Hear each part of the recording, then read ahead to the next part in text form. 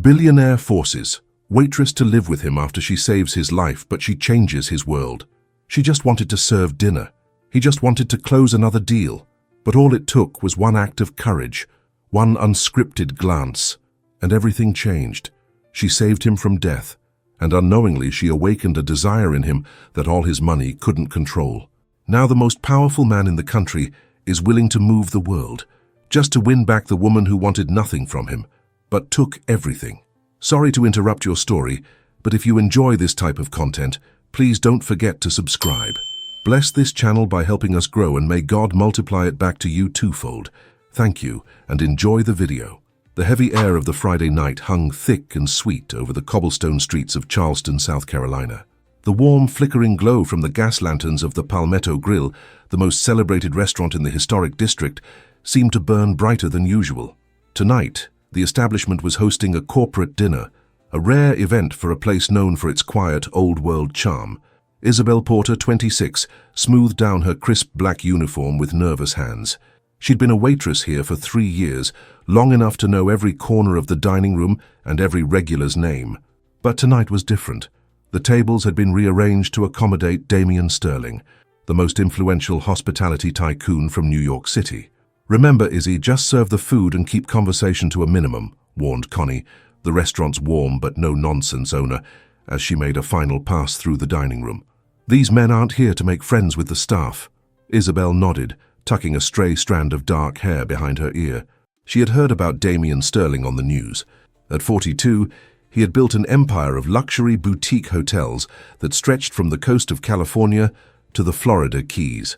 Now, the rumor mill churned with whispers of his plans to expand into historic cities with untapped tourism potential, like Charleston. At 8 o'clock sharp, the corporate entourage swept into the restaurant. Isabel watched discreetly from the service station as she filled water goblets. Damian Sterling was a tall man, with broad shoulders and dark hair just beginning to show distinguished flecks of silver at the temples. His face, carved with sharp, defined angles, held a perpetually serious expression that rarely softened, even when he exchanged pleasantries with the local businessman. The dinner proceeded without a hitch. Isabel moved like a phantom between the tables, refilling wine glasses and clearing plates with the practiced discretion she had perfected over the years. She noticed Sterling barely touched his food, his focus entirely consumed by discussions of real estate ventures and hotel occupancy rates. It was during the appetizer course that everything changed. Isabel had just placed a platter of garlic shrimp in the center of the table when she noticed something unsettling in the tycoon's expression. A subtle redness was creeping up his neck, and his breathing had become shallow and labored. "Are you all right, sir?" Isabel asked, breaking her own rule of silence.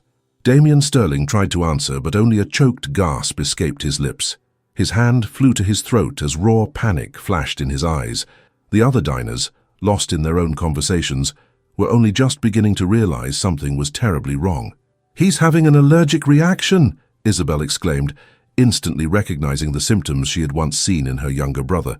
Without a second thought, she dropped the tray she was holding, the metallic clang echoing through the suddenly silent dining room, and sprinted towards the kitchen. "An EpiPen! I need an EpiPen or something for a severe allergy," she shouted, frantically digging through the first aid kit Connie always kept fully stocked. Her fingers closed around the familiar shape of an adrenaline auto-injector. Wasting no time, she rushed back to the table where Damian was now being eased to the floor by his associates, his face alarmingly swollen and a bluish tint coloring his lips. "Let me through," she said firmly, pushing past the suited men who hovered uselessly.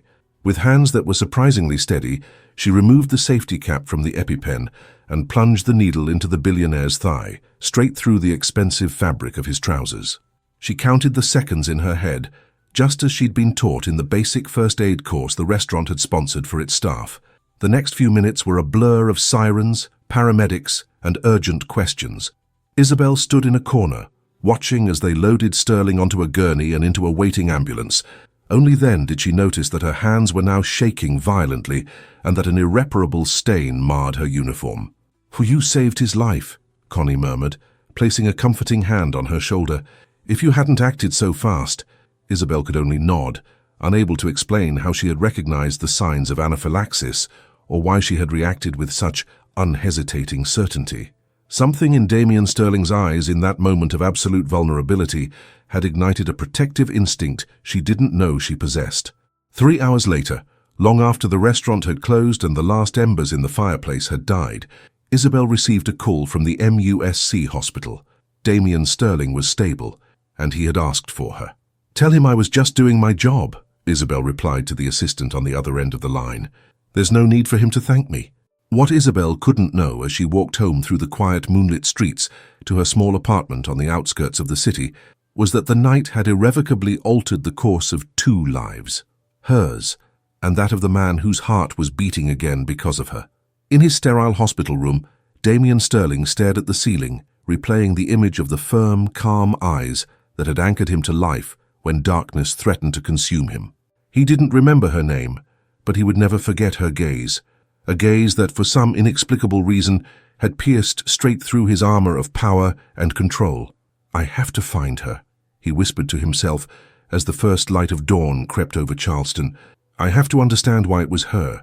Fate, with its peculiar sense of irony, had just tangled 2 threads that should never have crossed, and neither of them was prepared for what was to come. The days following the incident at the Palmetto Grill were a whirlwind for Isabel. The story of how a waitress had saved the life of billionaire Damien Sterling spread through Charleston like wildfire, quickly picked up by statewide media. Soon, journalists from across South Carolina and even New York began to loiter around the restaurant, hoping to snag an interview with the hero of the hour. "Please, just leave me alone," Isabel would plead, shielding her face with her hand as she slipped out the back door at the end of her shift. "I just did what anyone would have done." But that wasn't true. Not everyone would have recognized the rapid onset of severe anaphylaxis. Not everyone would have acted with such decisive clarity, without a moment's hesitation.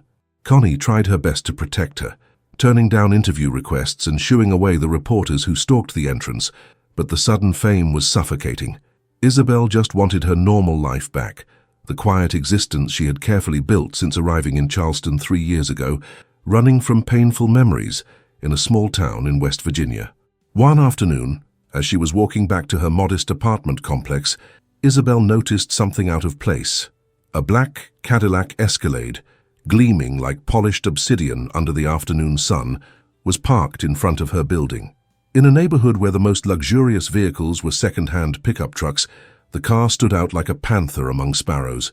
A tall man in an impeccable suit leaned against the driver's side door. As he saw her approach, he straightened up and walked toward her. "Miss Isabel Porter?" he asked, his voice smooth and professional. Isabel stopped, instinctively clutching her purse strap. "Yes, that's me. My name is Alexander Cole, Mr. Damien Sterling's personal assistant." He held out a hand not to shake hers, but to offer a cream-colored envelope bearing a gold seal. "Mr. Sterling wishes to express his deepest gratitude for your actions last week." With trembling hands, Isabel took the envelope. It was heavy, far too heavy to contain just a letter. When she opened the flap, a gasp escaped her lips. Inside were thick stacks of $100 bills, more money than she had ever seen in one place. "There must be a mistake," she stammered, trying to hand the envelope back. "I can't accept this."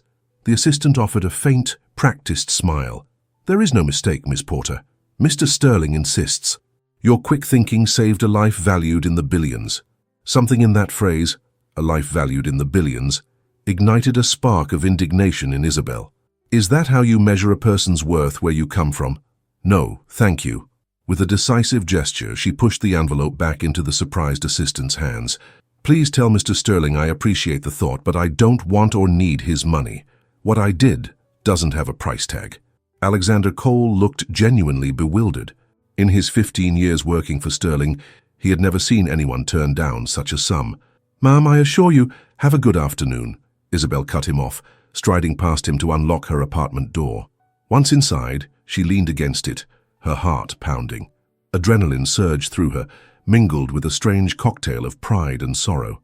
That evening, as she prepared a simple dinner of beans and cornbread, Isabel couldn't stop thinking about the rejected envelope. The money would have solved so many problems. She could have sent more home to her family in West Virginia, especially to her brother Matthew, whose ongoing medical treatments consumed most of her earnings. But something deeper, something rooted in her own dignity, had made it impossible to accept. 2 days later, the purr of a powerful engine broke the afternoon quiet on her street. Isabel, who was enjoying her day off by watering the geraniums on her small balcony, looked up to see the same black Escalade. This time, however, it wasn't the assistant who emerged. Damien Sterling, wearing a navy blue suit that emphasized his imposing frame, walked toward her with confident strides. His presence, so different from the last time she'd seen him, vulnerable and fading in the restaurant, was even more intimidating. "Ms. Porter," he greeted her, stopping at a respectful distance. "I see you've recovered from the scare I gave you." Isabel stood up straighter, wiping her damp hands on her apron. "Mr. Sterling, I'm glad to see you're well. Thanks to you?" His eyes, a coffee brown so dark they were almost black, studied her with an unnerving intensity. "My assistant informed me that you rejected my gesture of gratitude. It wasn't meant to be rude," she explained. "It just didn't feel right, accepting money for doing what any decent person would have." Damien offered a smile that didn't quite reach his eyes. "You and I both know that isn't true.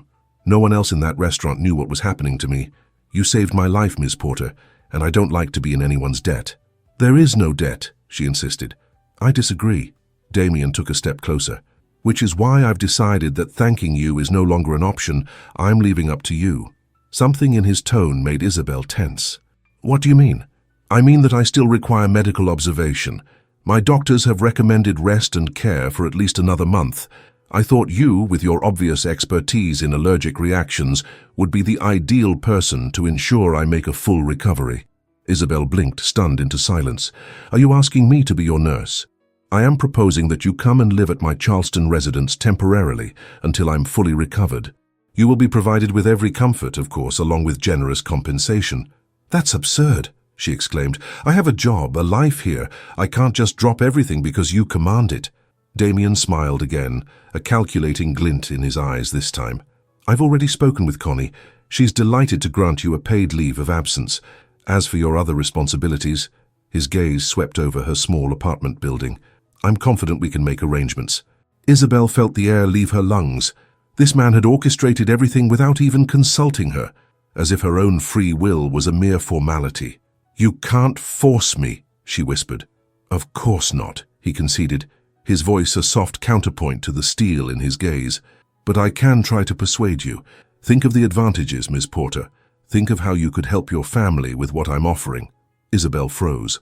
How did he know about her family? The thought that he had investigated her life sent a chill down her spine. "It would only be for a few weeks," Damien continued, pressing his advantage in her silence. "Afterward, you can return to your life, with the means to improve it considerably." Something about the proposition, despite its staggering arrogance, sparked a curiosity in Isabel that she couldn't quell. This man, so accustomed to buying loyalty and moving mountains with his wealth, seemed genuinely fixated on having her near. Why? What could he possibly see in her? A simple waitress from a small town. "All right," she heard herself say, the word surprising her as much as it seemed to please him. "But on one condition, I won't accept a penny more than a fair wage for my services." Damien's face lit up with an expression Isabel couldn't decipher. Was it triumph, satisfaction, or something far more complex, more personal? "We'll start tomorrow," he declared, extending his hand to seal their agreement. As she felt the firm, warm grip of the hand that, just days ago, had been cold and limp in her own, Isabel wondered what she was getting herself into. Was it gratitude that compelled her? Curiosity? Or was it something deeper, something more inexplicable that she couldn't yet name? Damien Sterling's residence was a majestic, historic mansion perched on a bluff overlooking the Atlantic on Kiowa Island, a short drive from Charleston. A beautifully restored antebellum home, it blended traditional Southern architecture with sleek, contemporary design. From its vast floor-to-ceiling windows, one could see the entire coastline, a ribbon of white sand and blue water stretching to the horizon. Isabel gazed at the panorama from the window of her assigned guest room, a suite 3 times the size of her entire apartment, decorated with sweetgrass baskets from local Gula artisans and handcrafted furniture. She had only been living there for 3 days, but it felt like she had stepped into a parallel universe, a world of opulent silence she couldn't begin to comprehend. On the first morning, Carmen, the head housekeeper, had explained the basic rules: meal times, Mr. Sterling's private wings of the house, the necessary protocols. She had also shown Isabel the medical station, specially equipped with medications and auto-injectors, that could save Damien's life in the event of another crisis. Mr. Sterling never has breakfast before 9, Carmen had mentioned, a note of curiosity in her voice, but he insisted we inform him if you came down to the dining room any earlier. And so, on her second day, Isabel found herself eating breakfast on the veranda, across from an impeccably dressed Damien Sterling. He rarely spoke, but his intense gaze never left her as he sipped his coffee. It was an uncomfortable silence she tried to fill with trivial remarks about the weather or the beauty of the gardens. By the third day, she had fallen into a routine. She would wake early, walk through the gardens where dew still clung to the azaleas and magnolias, and then have breakfast under the watchful eye of her host. The rest of her day was spent reading in the library or discreetly helping Carmen, unable to sit still and do nothing. It was during that first afternoon that she noticed the first significant shift. Damien had been scheduled to have a meeting in the main drawing room. She overheard him on the phone, his voice clipped and sharp. "I don't care how long it's been in the works. Cancel it. I'm not up for it." A pause. "No, Alexander, that's not negotiable." Later, Isabel found her way to the central rose garden, where Frank, the head gardener, was planting new bushes. She found herself laughing at the older man's stories, his gentle Charleston drawl transporting her back to simpler times. She was so engrossed that she didn't notice the figure watching from a second-floor balcony, nor the shadow that fell across Damien's face as he saw her smiling with such uninhibited freedom at another man. The next day, Frank had been reassigned to the gardens at the far end of the estate. "Why can't I help with the roses anymore?" Isabel asked Carmen, confused by the sudden change. The housekeeper simply shrugged, her expression unreadable. "Mr. Sterling's orders. He says you shouldn't be exerting yourself with manual labor. You're here to rest." But Isabel knew that wasn't true. She wasn't here to rest. She was here to be a kind of living amulet, a constant walking reminder that death could be dodged if you had the right person nearby. It was a thought that unsettled her as much as it fascinated her. The changes continued to accumulate, like small stones forming a mountain. Damien, who Carmen had described as meticulously punctual and routine-driven, began to appear at unexpected moments. When Isabel was reading in the library, he would enter under some trivial pretext. When she walked the grounds, she would find him coincidentally inspecting a row of hedges. One afternoon, as she was having tea in the sitting room, Damien entered abruptly. He looked different, less composed, his shirt slightly wrinkled, and his hair disheveled as if he'd been running his hands through it repeatedly. "Miss Porter," he said, his voice huskier than usual. "How are you feeling today?" "I'm fine, thank you," she replied, surprised by the direct question. Their interactions were usually filled with long silences and polite but empty pleasantries. "And you, any discomfort?" "Nothing physical," he murmured, taking a seat in the armchair across from her. His eyes, usually cool and calculating, seemed troubled. "But there is something on my mind." Isabel set her cup down on its saucer, suddenly alert. "Is there anything I can do to help?" "You could start by stop calling me Sir or Mr. Sterling. My name is Damien." The request caught her off guard. "I don't think that would be appropriate." "Why not? You're not my employee, you're my guest." "A guest who's here to make sure you don't die from eating shrimp?" she retorted, the blunt honesty surprising them both. Damien let out a short, sharp laugh, a sound Isabel had never heard from him. It transformed his face, softening the hard lines of his usual expression. "You have a point," he admitted, "but I would still like it if you called me Damien." "All right, Damien," she conceded, testing the sound of his name on her lips. Something in his gaze shifted, a fleeting glimmer that Isabel couldn't quite interpret. Before she could analyze it, Carmen entered with a tray of pastries. "More tea, sir?" the housekeeper asked. "Please," Damien replied, his eyes never leaving Isabel's. With professional efficiency, Carmen moved to serve Isabel first.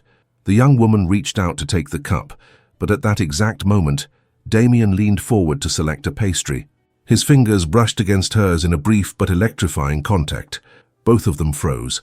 The teacup hung suspended in the space between them, a delicate piece of porcelain that had suddenly acquired an impossible weight.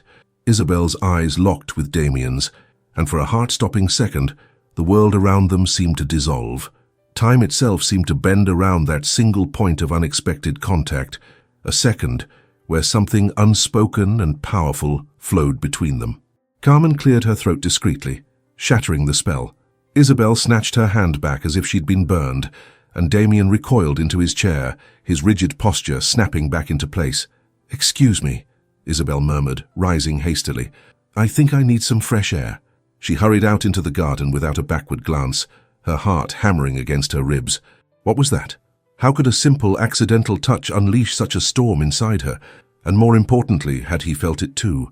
From the sitting room window, Damien watched her retreat toward the rose bushes. His hand, the one that had brushed against hers, clenched and unclenched at his side, as if trying to hold on to the phantom sensation of that fleeting touch. Neither of them spoke of the incident in the days that followed.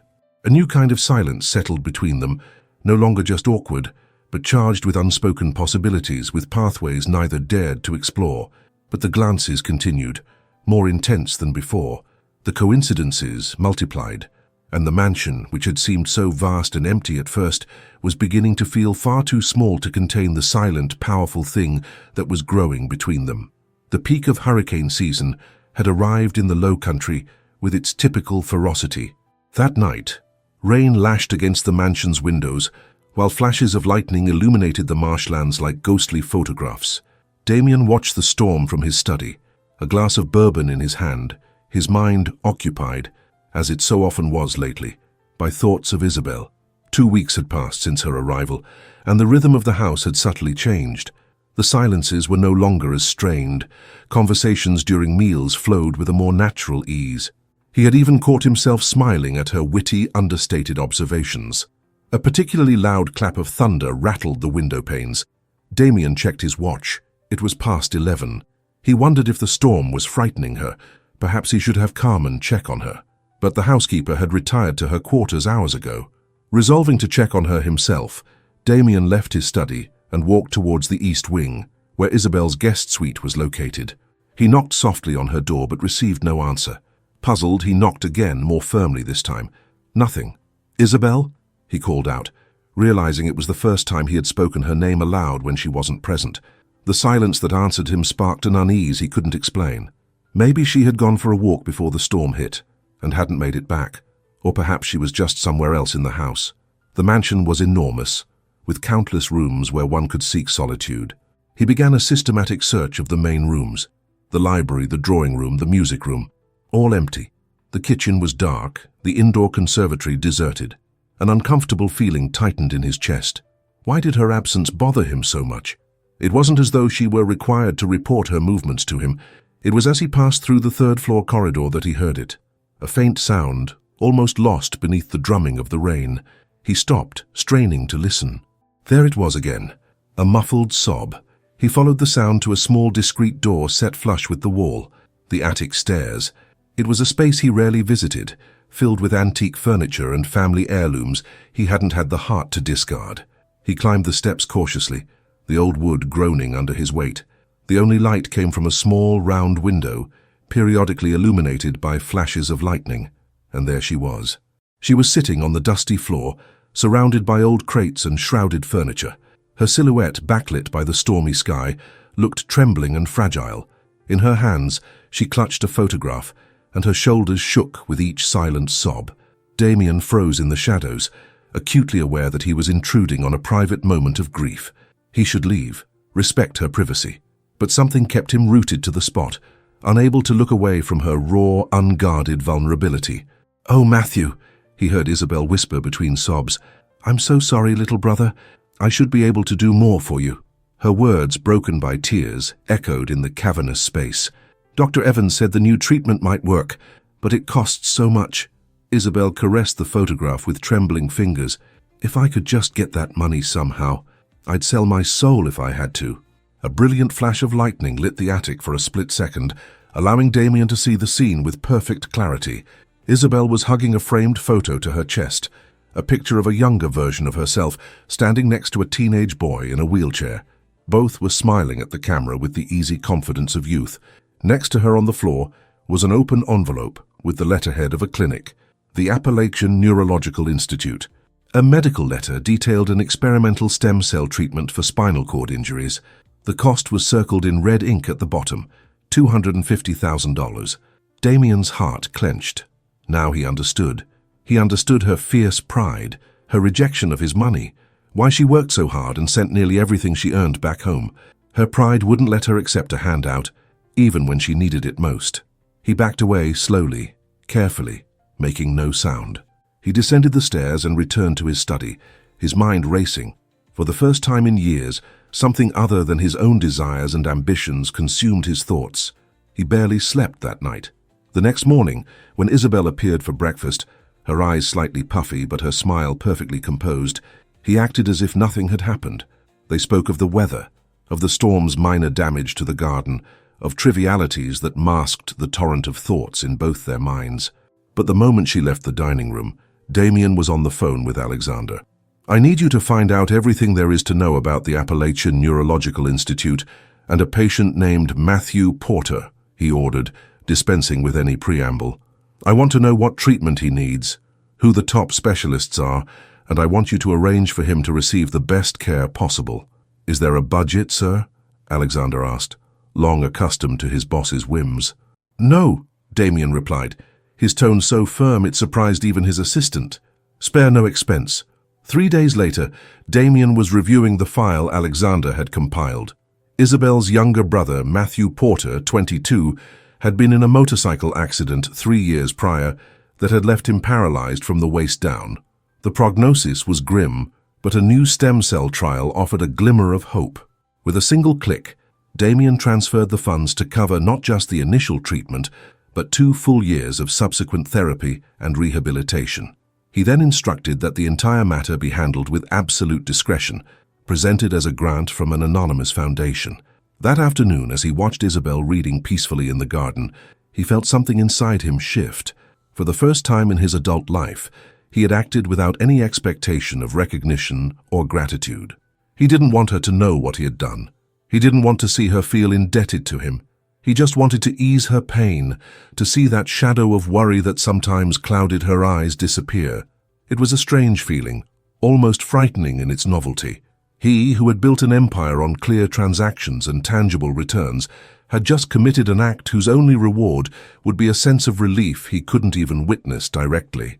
As he watched her serene profile outlined against the golden afternoon light, Damien Sterling admitted a disturbing truth to himself.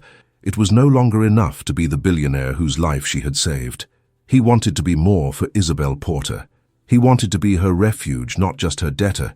He wanted her to look at him not with the distant respect owed to a benefactor, but with the warm recognition granted to someone who had seen past the surface. For the first time in his life, Damien Sterling wanted to be truly seen, not as the tycoon from business magazines, but as the flawed, vulnerable man who had begun to awaken under the steady gaze of a woman who asked for nothing, but who, without knowing it, had already given him more than anyone ever had. A week had passed since the night of the storm. The routine in the Sterling mansion continued with an air of normalcy, but Isabel felt a subtle shift in Damien's demeanor. He looked at her differently now, with a mixture of curiosity and something deeper she couldn't name. She would sometimes catch him watching her with an almost vulnerable expression when he thought she wasn't looking. That morning, as they had breakfast on the veranda, Isabel's phone rang. It was an unknown number from West Virginia. A knot of anxiety tightening in her stomach, she excused herself and stepped away to answer. "Hello? Who is this?" "Ms. Isabel Porter," a professional female voice responded. "My name is Dr. Evans. I'm calling from the Appalachian Neurological Institute regarding your brother, Matthew." Isabel's heart lurched. "Is something wrong? Is he okay?" "He's perfectly fine, Ms. Porter. Please don't worry," the doctor assured her. "I'm calling with some wonderful news. Matthew has been selected for our special stem cell treatment program. All expenses will be covered by a private foundation." Isabel stood frozen, unable to process what she was hearing. "A foundation? But we never applied for any grant or program. The selection was made based on patient profiles with the highest potential for recovery," the doctor explained smoothly. "Your brother is scheduled to begin treatment next week. He's already been moved to our advanced care wing." "Moved? But I didn't authorize—" "Your mother signed the necessary consent forms yesterday," the doctor interrupted reassuringly. "Matthew is thrilled with the new facilities. He wanted to surprise you himself, but I insisted on informing you officially." When the call ended, Isabel remained motionless in the garden, the phone still clutched in her hand, a confusing storm of emotions churning inside her. Something didn't add up. Coincidences like this didn't happen in her world, especially not when they involved life-changing sums of money appearing out of thin air. She walked back to the table where Damien was calmly sipping his coffee, scrolling through something on his tablet. "Everything all right?" he asked without looking up, his casualness meticulously studied. "My brother," Isabel said, watching his face carefully for any reaction. "He's been selected for a special treatment program, all expenses paid by some mysterious foundation." Damien glanced up for a fraction of a second, his expression perfectly neutral. "That's wonderful news. It seems your luck is finally turning." But something in the way he avoided her eyes, a nearly imperceptible twitch at the corner of his mouth, solidified her suspicion into certainty. It wasn't luck. It was him. "It was you, wasn't it?" she asked directly, her voice tight with a mixture of awe and anger. "I don't know what you're talking about," he replied, turning his attention back to his tablet. "Don't lie to me, Damien." Her voice rose slightly. "How did you even find out about my brother's condition?" The silence that followed was his confession. Damien finally set the tablet down and met her gaze. "I saw you that night," he admitted, his voice low. "In the attic. You were crying over his photograph." Isabel felt a cold shock, as if she'd been doused in ice water. The invasion of her privacy, the quiet manipulation of her life, it all tangled with a sense of gratitude she desperately didn't want to feel. "What gave you the right?" she murmured, pushing back from the table. "What right do you have to interfere in my life like that?" "I just wanted to help." "I didn't ask for your help," she exclaimed, the frustration that had been simmering for weeks finally boiling over. "Do you think you can just buy everything? My gratitude, my presence? I'm not just another one of your properties, Damien." He stood as well, something dangerous flashing in his dark eyes. "Is that what you think this is? That I'm trying to buy you?" "What else could it be?" she shot back, the words laced with a pain she couldn't hide. The great Damien Sterling, accustomed to having the world bend to his will. "Why wouldn't you also buy the loyalty of the waitress who saved your life?" Damien closed the distance between them in a single step, his face transformed by an emotion Isabel had never seen there before. "I'm not trying to buy you, I'm trying to keep you close." The force of his voice filled the space between them, raw and unrestrained. "Don't you get it? For the first time in my life, I did something without expecting anything in return. I just wanted to see you smile without that constant shadow of worry in your eyes." The confession hung in the air like fragile crystal. Isabel was rendered speechless, disarmed by the raw honesty she heard in his voice, a stark contrast to the controlled, calculating man she thought she knew. "Why?" she finally asked, her voice barely a whisper. "Why do you care so much?" Damien ran a hand through his hair, a gesture of disarray that was completely out of character. "I don't know," he admitted, the vulnerability in his voice transforming him entirely. "I don't know at what point your happiness started to matter more than my own. I don't know why I spend hours thinking about things that might make you laugh. I don't know why the thought of you going back to your life, and me going back to mine, as if we'd never met, terrifies me." He took another step, now barely an arm's length away. "All I know is that before you I was just a name in the financial news, an empire without a real emperor. I existed, but I wasn't living." His voice softened, becoming a near caress. "And then you walked in and suddenly everything has colors I had forgotten existed." Isabel felt tears welling in her eyes. It was too much. The gratitude she felt was at war with her pride, with her fierce independence. But beneath it all, something else was growing, something that terrified and drew her in with equal force. "I don't know how to handle this," she confessed, her voice thick with emotion. "You don't fit into any of the boxes, I understand. You're not my boss, you're not my friend, you're not—" "What am I then?" he asked, his voice almost pleading. Isabel took a hesitant step toward him, then another, as if approaching the edge of a cliff. They were so close now she could feel the heat radiating from his body, could smell his clean, expensive cologne mixed with the faint scent of coffee on his breath. "I don't know," she whispered. And then, without another thought, she leaned forward and rested her forehead against his chest. It was a simple gesture, almost childlike in its need for comfort, yet it was laden with meaning. It wasn't a hug, not yet. It wasn't a kiss. It was a surrender, a white flag raised between two people who had been fighting an undeclared war. Damien stood perfectly still for a moment, as if he feared any movement might shatter the spell. Then, with infinite gentleness, he raised a hand and laid it on her hair. He didn't pull her closer, didn't attempt anything more. Just that light, grounding touch, a silent acknowledgement that the world had just tilted on its axis.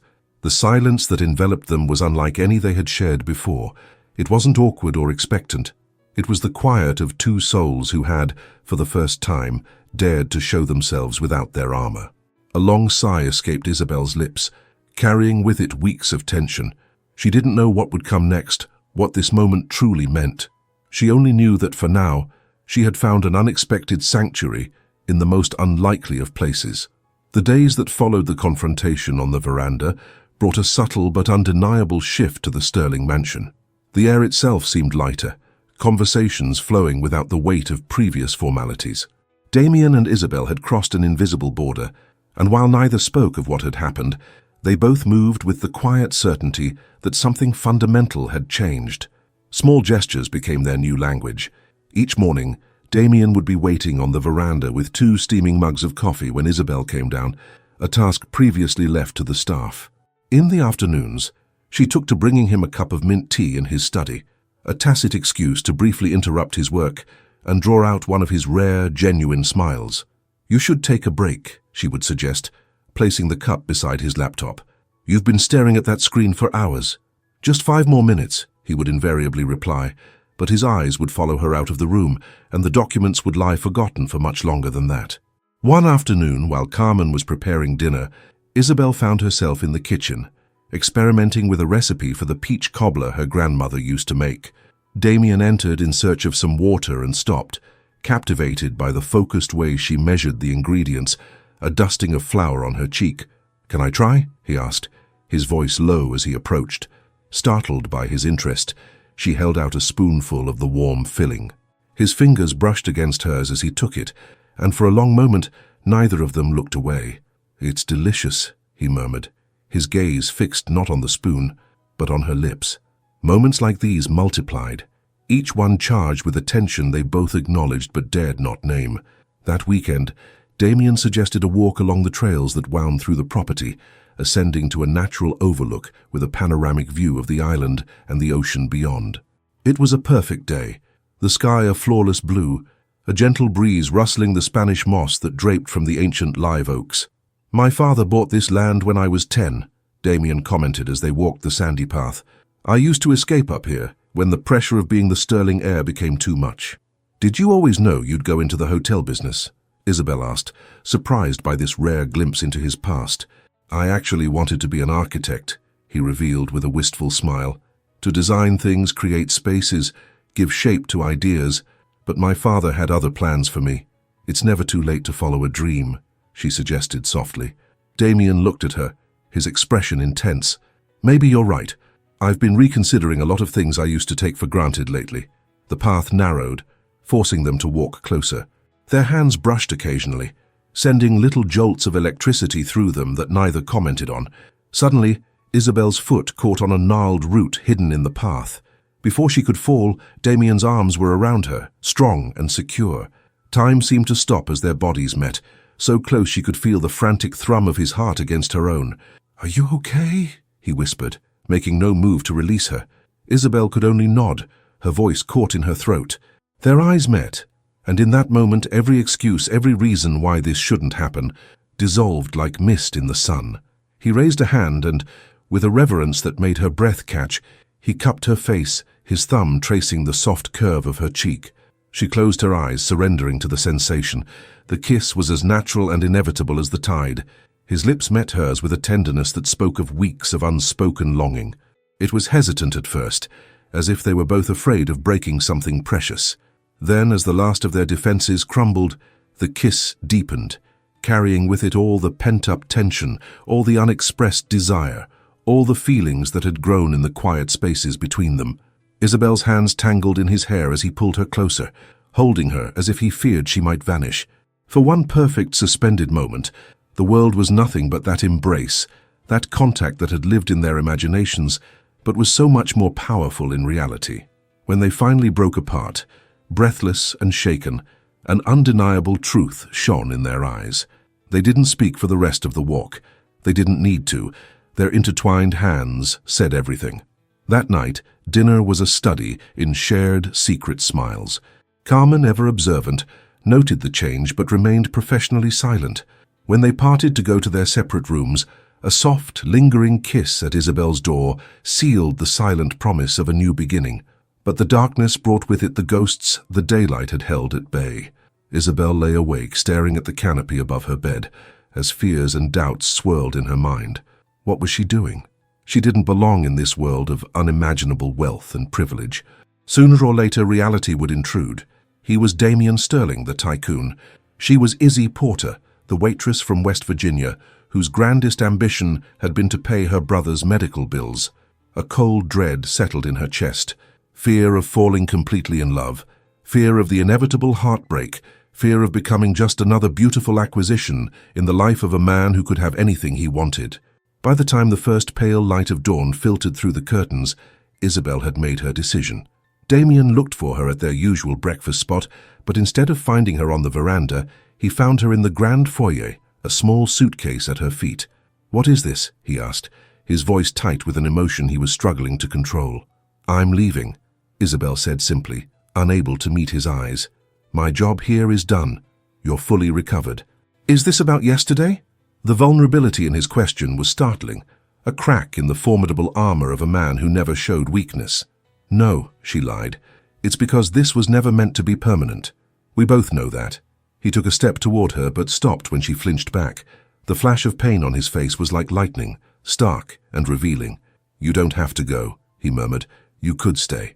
We could what, Damian?" she interrupted, finally forcing herself to look at him. "What could we be? We're from different worlds. This was a moment out of time. Now we both have to go back to our real lives." He didn't try to stop her again. Perhaps his wounded pride wouldn't let him, or perhaps he understood on some level that forcing her to stay would only break them both. "My driver will take you," he said finally, his voice regaining some of its familiar cool detachment. "If you need anything." "I won't," Isabel assured him, picking up her suitcase. They shared one last look, a universe of things unsaid hanging between them.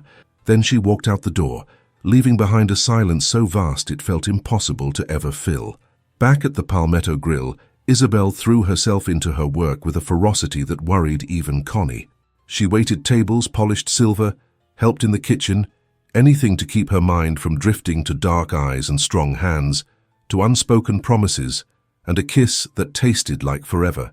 But at night, when exhaustion finally wore down her defenses, the memories would return with devastating force, and in the solitude of her small apartment, Isabel would let herself feel the hollow space Damian had left behind, an ache that echoed with his name. The days after Isabel's departure bled one into the next at the Sterling mansion. Time itself seemed to have slowed down. Damian wandered through the grand, elegant rooms with the lost expression of a man searching for something he knew was gone forever. Alexander, his assistant, noticed the change immediately. Calls that would have once been answered on the first ring now went to voicemail.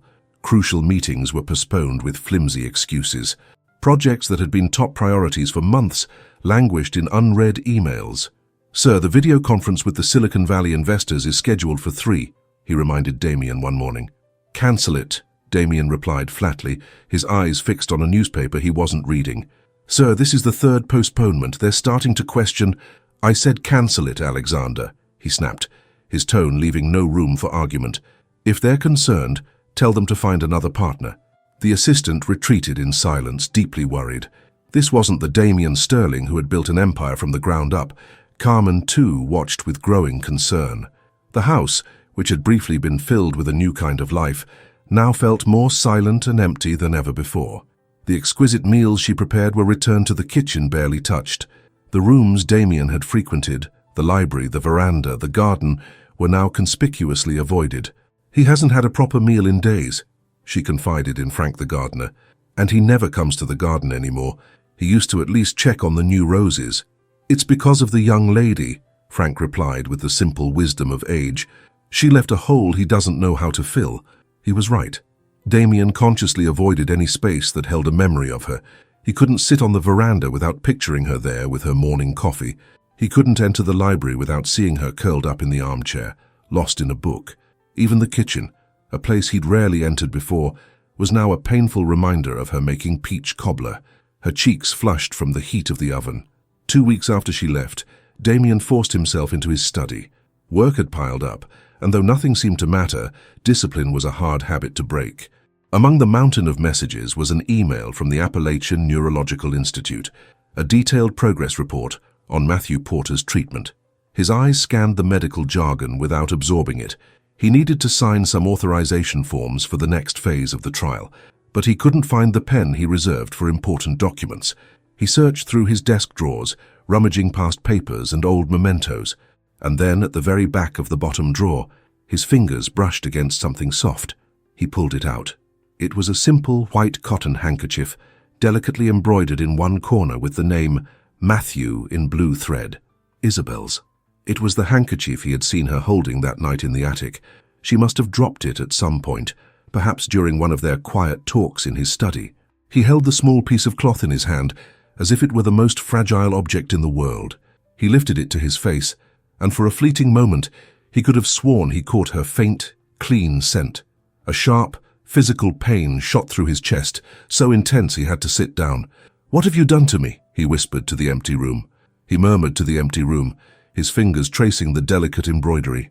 In that moment, something inside him shattered. The armor of indifference he had tried to rebuild since Isabel had left crumbled into dust. The emptiness he had been avoiding flooded him like a tidal wave. It wasn't just disappointment or a wounded ego he was feeling. It was something far deeper, far more devastating. For years, Damien had lived a life submerged in numbers, contracts, and negotiations. His world was measured in profits and losses, acquisitions and mergers.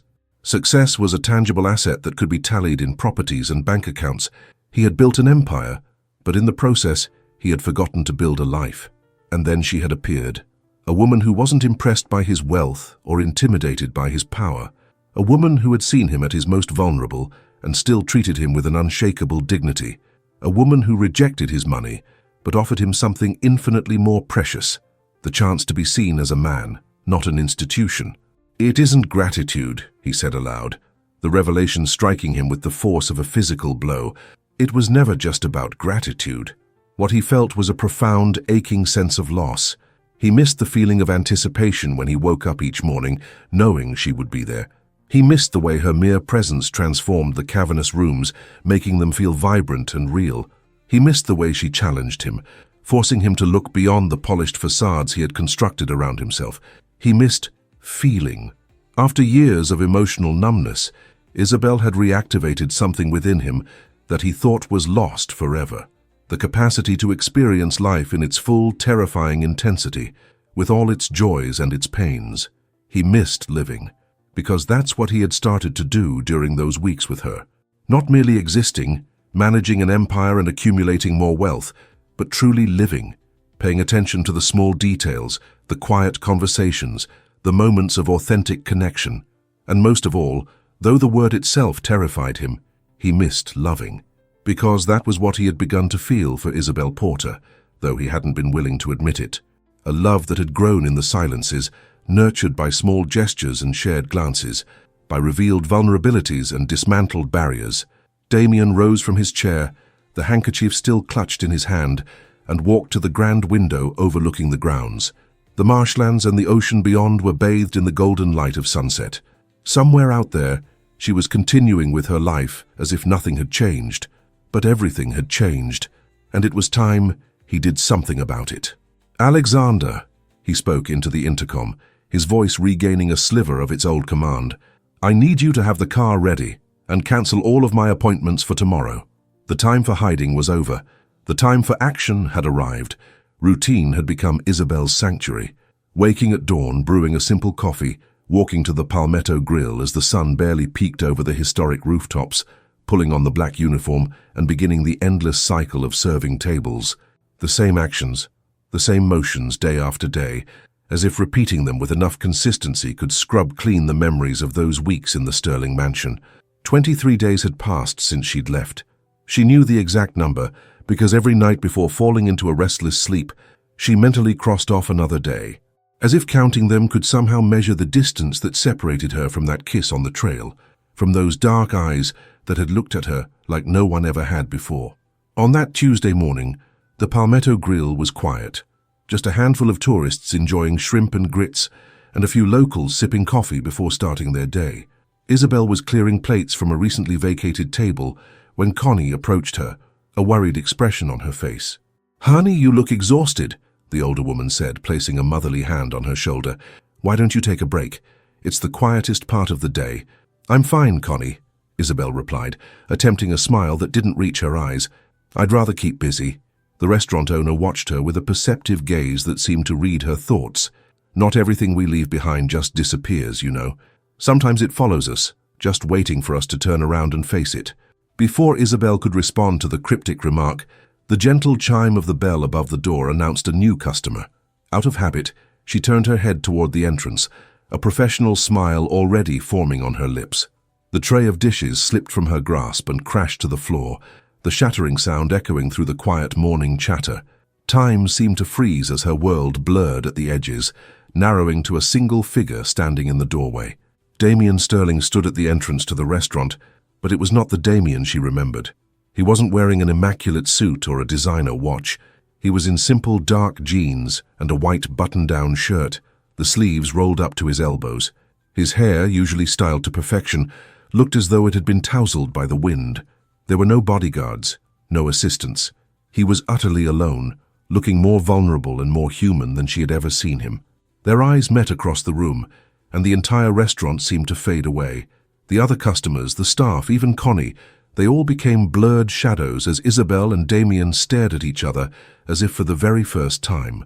Slowly, he began to walk toward her, navigating the tables with a quiet determination that spoke of days spent mentally rehearsing this exact moment. He stopped just a few feet away, close enough for her to see the dark circles under his eyes, the faint lines of worry etched around his mouth that hadn't been there before. Isabel stood frozen, unable to speak, barely able to breathe. Part of her wanted to run, to hide from the intensity in his gaze that seemed to peer directly into her soul. Another part, a deeper and more honest part, yearned to close the distance between them and find refuge in the arms she had missed so desperately. Damien said nothing at first. He simply held out his right hand toward her, slowly uncurling his fingers to reveal what lay in his palm, the white handkerchief embroidered with Matthew's name in blue thread. But now, resting carefully on the soft cotton, were two simple, elegant gold bands shining in the morning light, filtering through the restaurant's windows. The silence that enveloped them was so thick she could hear the frantic beating of her own heart. The entire restaurant seemed to be holding its breath, as if every person present understood they were witnessing something monumental. "You saved my life," Damien finally spoke, his voice hoarse with emotion. "But not just that day in the restaurant. You saved me from myself, from the prison I had built with my own success." He took a small step forward, closing the remaining distance. "I never understood what it meant to be truly alive until I met you," he continued, his eyes never leaving hers. "Before you I existed. I breathed, I worked, I acquired things, but I didn't live, Isabel. I didn't feel." A single silent tear traced a path down Isabel's cheek, but she made no move to wipe it away. "These days without you have been the longest and emptiest of my life," Damien confessed. "Every room in that house screams your absence. Every sunrise is just a reminder that you're not there to share it." Another tear followed the first, then another. Isabel felt as if something inside her, something she had held in a rigid grip for weeks, was beginning to melt under the warmth of his words. "I'm not here to take you back to that life," Damien clarified, his voice growing firmer. "I'm here to stay, to build something new, with you, wherever you want, however you want." He raised his hand a little higher, the waiting rings resting on the delicate handkerchief. "You saved me, Isabel Porter, and now I want to spend every day for the rest of my life repaying that gift. If you'll have me, I want to learn how to love the way you taught me, without conditions, without expectations, without fear."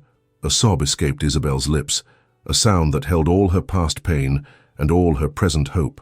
Words crowded in her throat, but none seemed adequate to express the emotional tempest raging within her. Instead of speaking, she took the final step that erased the space between them. Her trembling hands closed over his, covering the rings and the handkerchief. Her eyes shining with tears met his, and after weeks of doubt and fear, she finally allowed herself to see what had been there all along. A love as genuine and profound as the one she felt for him. A smile, small but as brilliant as the first ray of sun after a storm, touched her lips.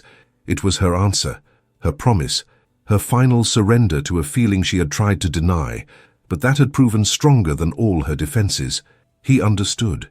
For the first time in his life, Damien Sterling completely understood another person without a single word being spoken. With infinite tenderness, he picked up one of the rings and slid it onto her finger. She, with hands that still trembled but were steady in their purpose, did the same with the other. The restaurant, which had been held in a reverent silence, suddenly erupted in applause. Connie was crying openly, and the other patrons and staff were smiling at the scene, but Isabel and Damien barely noticed the world around them. In that moment, there was only the two of them and the silent promise they had just made, the promise of a new beginning, of a love that had finally found its way home. Contrary to what everyone might have expected, Damien and Isabel did not return to the majestic mansion on Kiowa Island.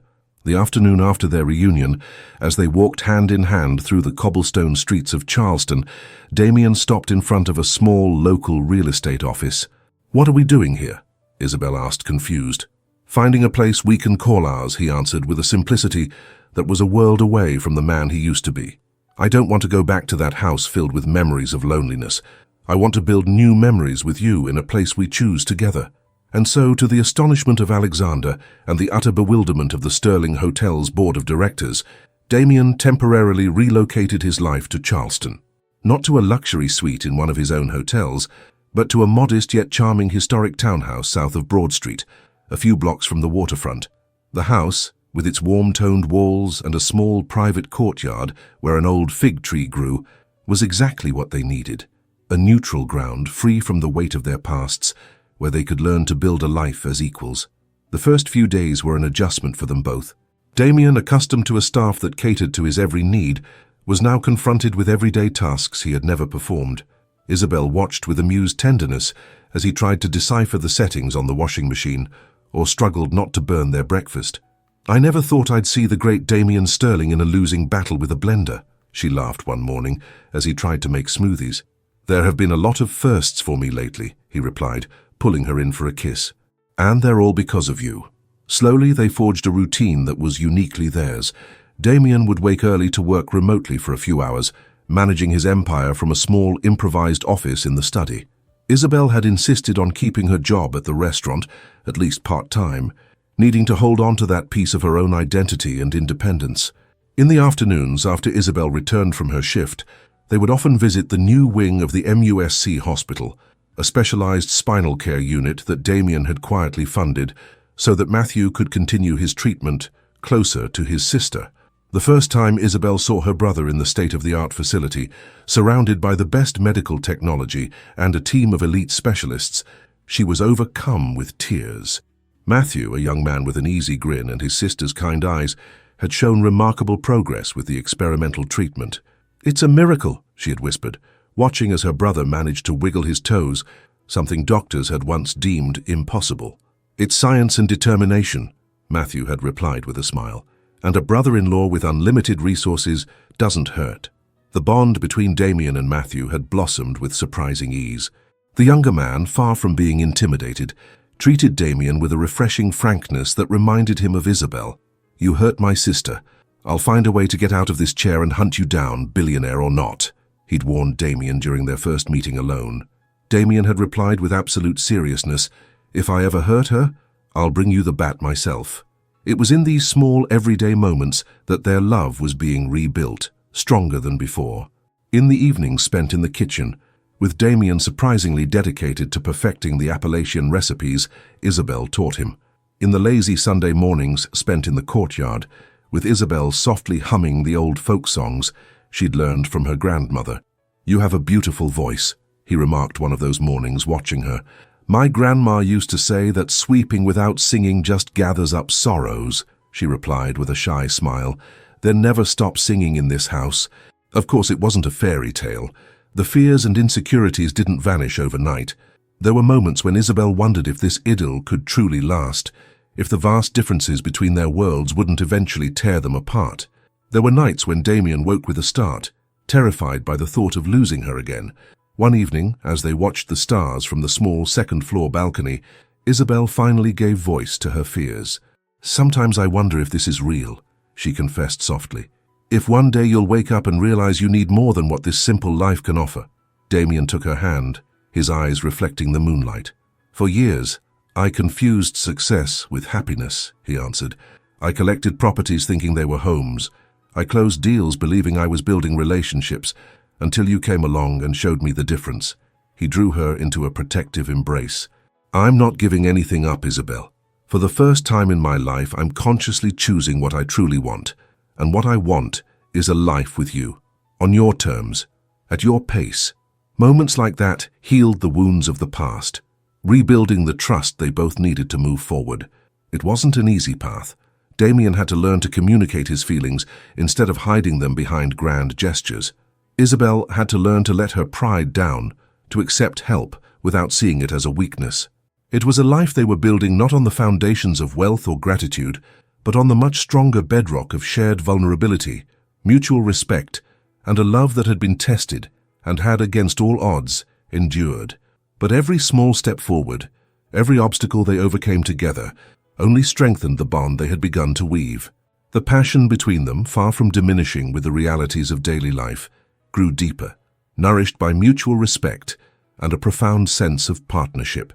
Their kisses were no longer those of two strangers discovering one another, but of two souls in recognition, a long-awaited homecoming. Their bodies had learned to communicate in an intimate language that transcended the physical, every caress a promise, every embrace a refuge. One Sunday afternoon, while they were preparing a meal together in the small townhouse kitchen, Damien watched Isabel move between the stove and the counter with the effortless grace she brought to everything she did.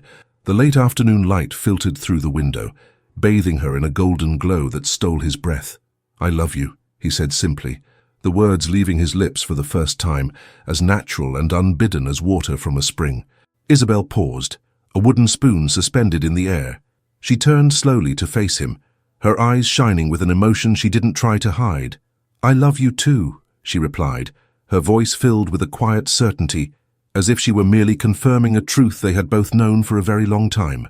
There were no fireworks, no swelling orchestra, just two people in a simple kitchen, with the scent of simmering herbs and garlic in the air, finally giving voice to what their hearts had decided long before their minds had caught up. And in that ordinary moment, in that simple exchange of words, they both knew they were exactly where they were meant to be, relearning together the world's oldest and newest art, the art of loving with honesty, with gratitude, and with boundless hope. 6 months had passed since that morning at the Palmetto Grill. Autumn was painting the gardens of Charleston in hues of copper and gold, as Damien and Isabel's life found its own steady rhythm, like a river that, after navigating rapids and waterfalls, finally flows serene and sure toward the sea. The small historic townhouse had become a true home. Its once bare walls were now adorned with photographs of shared moments. Isabel and Damien at the Cypress Gardens, smiling under a canopy of ancient trees. Matthew at his latest physical therapy session, beaming with pride after holding himself upright for several seconds. Isabel's mother visiting from West Virginia, with her arms around both of them. Damien's transformation astonished everyone who had known him before. The ruthless businessman, once obsessed with expanding his empire, had given way to a more reflective man who now dedicated a significant portion of his time and resources to a foundation for innovative medical treatments, inspired by Matthew's journey. Isabel, for her part, had found a beautiful balance between her hard-won independence and her shared life. She still worked at the restaurant 3 days a week, but she had also started studying business administration at the College of Charleston, discovering a sharp intellect and a passion for leadership she never knew she possessed. "You could run your own restaurant someday," Damien had suggested one evening, as she reviewed her notes in their living room. "Do you really think I could?" she'd asked, still insecure about her place in a world that had once seemed so foreign.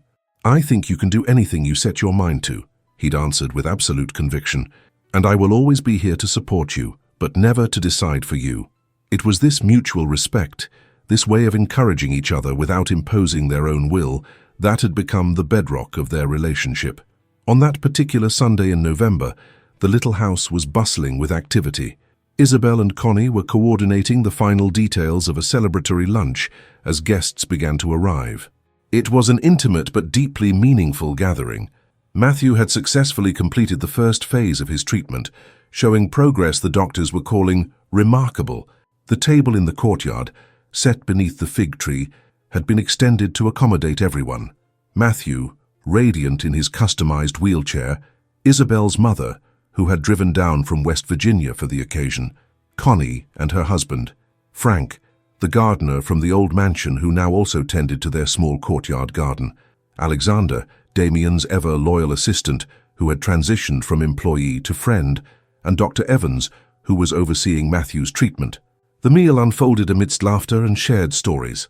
The low-country boil Isabel had prepared received universal praise, while Damien proudly served glasses of a fine Kentucky bourbon he'd sourced on a recent trip. When it was time for dessert, a traditional sweet potato pie, Damien stood glass in hand. An expectant silence fell over the table as all eyes turned to him. "I'd like to make a toast," he began, his voice softer and warmer than the one he had once used in boardrooms. "Almost 8 months ago, I walked into a restaurant in a city I barely knew, for a business dinner I thought would be just like any other."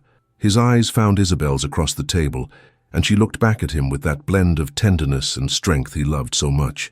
"What I didn't know was that my life was about to change forever, and not just because I nearly lost it," he continued, a small smile playing on his lips. "It changed because I found something far more valuable than any hotel or multi-million-dollar deal." He paused, taking a breath. "That night, Isabel saved me from dying from an allergic reaction. But in the months that followed, she saved me from something much worse. She saved me from the loneliness, from the emptiness disguised as success, from an existence where I had everything, and yet I had nothing." Tears began to well in the eyes of several people at the table. Matthew nodded silently, a look of profound understanding on his face. Isabel's mother squeezed her daughter's hand.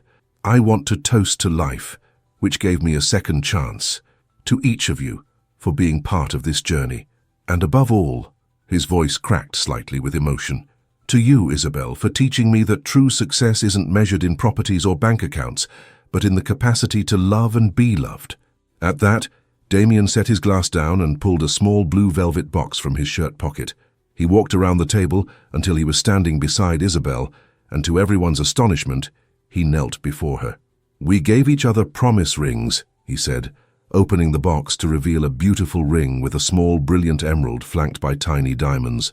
"But today, in front of the people we love most, I want to officially ask you to be my wife. Not because we need a piece of paper to validate what we feel, but because I want to celebrate with the entire world the incredible fortune I had in finding you." Isabel's eyes flooded with tears, her trembling hands flying to cover her mouth. "Will you grant me the honor of sharing not just a name but an entire life, with all its joys and challenges?" Damien asked, his voice a whisper meant only for her. "Yes," Isabel answered through happy tears. "Yes, I want to share everything with you." The table erupted in applause and cheers as Damien slid the ring onto her finger, and they met in an embrace that sealed their promise. 3 months later, the old Sterling mansion on Kiowa Island opened its doors once again, but this time not as a symbol of power and isolation. It was now the official headquarters of the Porter Sterling Foundation for Innovative Medical Treatments. The entire East Wing had been remodeled into a world-class clinic specializing in therapies for spinal cord injuries, like Matthew's. Damien and Isabel decided to keep an apartment at the mansion, though the townhouse remained their primary home.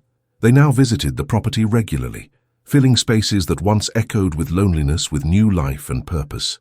The afternoon after their wedding, which was held in the mansion's garden overlooking the ocean, Damien and Isabel stood on the veranda where they had once shared awkward, measured breakfasts. "Who would have thought we'd end up here?" Isabel murmured, leaning against her husband's chest as they watched the sky blaze with the colors of sunset. "Sometimes life gives us exactly what we need, even if it's not what we thought we wanted," Damien replied, kissing the top of her head. As the sun dipped below the horizon, they both understood the simplest and most profound truth. After all the winding roads and overcome obstacles, they had finally found their place in the world, with each other. Because now, Damien Sterling had more than a mansion, more than a hotel empire. He had a home, and in it, he had a love that had brought him back to life. 5 years had passed since the wedding in the mansion gardens. Charleston was still the center of their world, though that world had expanded in ways neither of them could have imagined. The small historic townhouse, their first true home, remained their favorite refuge. They had expanded the back courtyard, turning part of it into a lush kitchen garden, where Isabel grew herbs and vegetables for her new venture, Appalachian Table, a boutique restaurant she had opened 2 years prior. It had already gained national recognition for its innovative fusion of traditional Appalachian comfort food with contemporary culinary techniques.